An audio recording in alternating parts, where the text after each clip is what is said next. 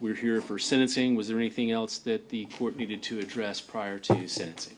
Under the totality of the circumstances and evidence, the court finds no basis to override the jury's verdict.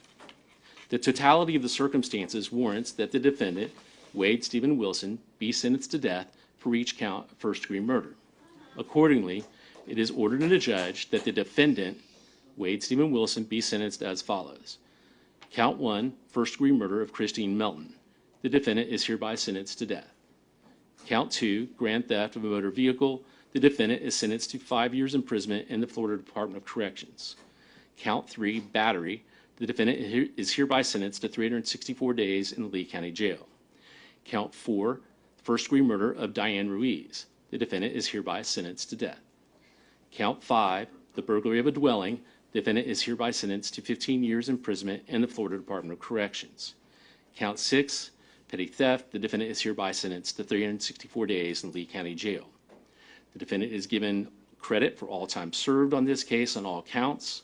All counts are to run concurrent with each other, meaning at the same time. All statutorily mandated fines, fees, and costs as announced on the record are imposed.